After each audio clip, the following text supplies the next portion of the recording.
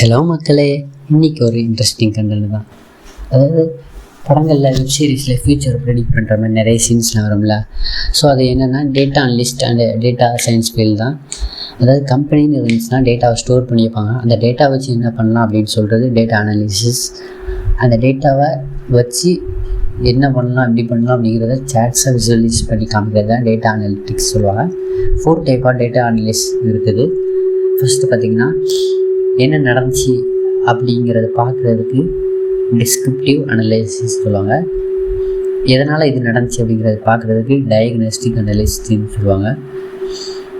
ஃப்யூச்சரில் என்ன நடக்க போகுது அப்படிங்கிற ப்ரெடிக்ட் பண்ணுறது ப்ரெடிக்டிவ் அனலைசிஸ் சொல்லுவாங்க.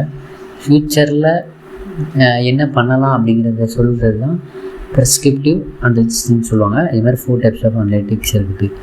அதாவது ஒரு டேட்டா அனலிட்டிக்ஸோட வேலை என்ன அப்படின்னா, ஃபஸ்ட்டு ஒரு ரா டேட்டாவை கலெக்ட் பண்ணுவோம். அப்புறம் அந்த டேட்டாவை க்ளீன் பண்ணுவோம். க்ளீன் பண்ண டேட்டாவை ட்ரான்ஸ்ஃபார்ம் பண்ணிவிட்டு நமக்கு ஏற்ற மாதிரி மாற்றிட்டு அதை ஒரு இப்போ உள்ள ஸ்டாட்டிஸ்டிக் மாடலில் ஒரு சாட்ஸாக விசுவலைஸ் பண்ணி ஷோ பண்ணுவோம்.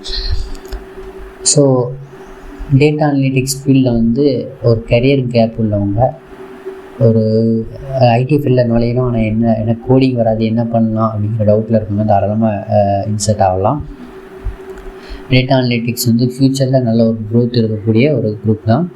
அதாவது நம்மக்கிட்ட இருக்கக்கூடிய ரா டேட்டாவை வச்சு ஒரு இன்ஃபார்மேஷன் கம்பெனிக்கு ஒரு இன்ஃபார்மேஷன்ஸை நல்ல ஒரு டெசிஷன்ஸை மேக் பண்ணி கொடுக்குறது தான் ஒரு டேட்டா அனலிஸ்டோட டியூட்டி.